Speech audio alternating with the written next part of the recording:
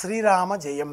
గ్రహ సంచార యోగంలో శని రాహువు ఇరువురు మీనరాశిలో యుతి పొంది ఉన్న ఆ సందర్భం ఇంకా కొనసాగుతూనే ఉంది.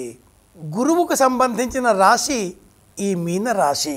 గురువు కూడా వృషభంలో సంచరిస్తూ శత్రుక్షేత్రగతుడై ఉన్న కారణం చేత సంపూర్ణమైన పుణ్య ఫలాన్ని బలాన్ని మనకు అందించలేనటువంటి బలహీన స్థితిలో ఉన్న నేపథ్యం.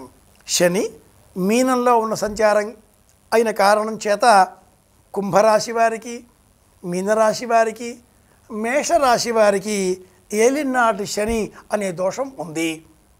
అలాగే సింహరాశి వారికి కూడా అష్టమ శని అనే దోషం, వృశ్చిక రాశి వారికి, ధనురాశి వారికి కూడా వక్రించిన నేపథ్యం జూలై 18 నాటి నుంచి వృశ్చిక రాశి వారికి కాగా ప్రస్తుతం ధనురాశి వారికి అర్ధాష్టమ శని అనేటటువంటి ఇబ్బందికరమైనటువంటి కాలం గడుస్తూ ఉంది.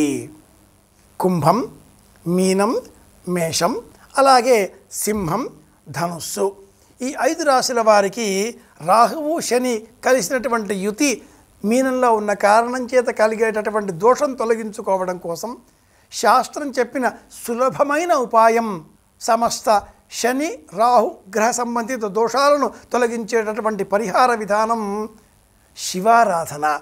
రాహువు శనికి సంబంధించిన ఫలాలనే అందిస్తాడు. కేతువు కుజునకు సంబంధించిన ఫలాలను అందించేటటువంటి గ్రహం.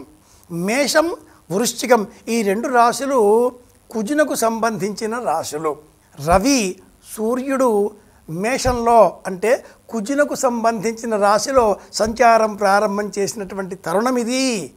ఇలాంటి నేపథ్యంలో గురువుకు రవికి ప్రతీకాత్మకంగా రామచంద్రమూర్తి రామేశ్వరంలో శివప్రతిష్ఠ చేసినటువంటి అరుదైన అద్భుతమైన స్మరణ కలిగించే విధంగా ఉండే చిత్రపటాన్ని సేకరించి మన గృహాలలో ఏర్పాటు చేసుకొని శివుడు రాముడు వేరుకారు ఇలా మనం స్తోత్రం చెయ్యాలి.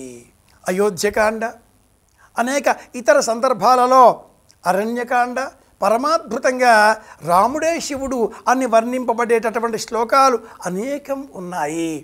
ప్రజల మనోభావాలకు వ్యతిరేకం కాకుండా వందలాది సంవత్సరాలుగా కోట్లాది ప్రజల ఆస్తిక జనుల విశ్వాసానికి అనుకూలంగా ఇటు రామేశ్వరం అటు కాశీనగరం రెండింటినీ ఒకటి చేసే విధంగా ఉత్తర దక్షిణ భారతాలను ఒకటిగా మార్చే విధంగా ఈ రెండింటినీ ఒకటి అనేటట్టుగా చెప్పిన పురాణ గాథలను కూర్మ పురాణం, అలాగే బ్రహ్మపురాణం, బ్రహ్మవైవర్త పురాణం అనేక పురాణాలలో ఉండే దృష్టాంతాలను స్వీకరించి రాముడిని స్మరించినట్లయితే శివుడిని కూడా మనం స్మరించినట్లే అని చెప్పేటటువంటి బ్రహ్మాండ పురాణాంతర్గతమైనటువంటి వృత్తాంతం తారక మంత్రోపాఖ్యాన స్మరణ చేస్తూ ఈ సోమవారం నాడు శివారాధన చేద్దాం.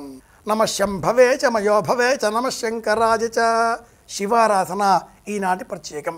మహాభారతాన్ని తెలుగులో రచించిన తిక్కన్న గారు సైతం హరిహరాద్వైత తత్వాన్ని మన ముందు ప్రస్తావన చేస్తూ భసిత అంటూ భస్మోద్ధూళిత విగ్రహుండు తన అరణ్యకాండలో, తన రచనలో, తన సందర్భాలు ఎక్కడ వచ్చినా కూడా ఆయా రచనలలో ఆ శివుడికి భస్మరేఖలను అలదడం మనం గమనించే అంశం.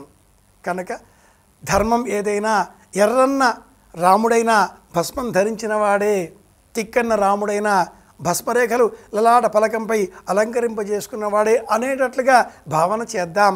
హరిహరాద్వైత తత్వాన్ని జీర్ణం చేసుకొని శివాయ విష్ణు రూపాయ అనే భావనతో ద్వంద్వాతీతంగా వ్యవహరిద్దాం.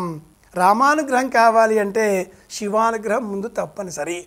సోమవారం మహాదేవుడిని స్మరిద్దాం. రేపు మళ్ళీ కలుసుకుందాం. ఓం నమః శివాయ. శ్రీరామ జయం.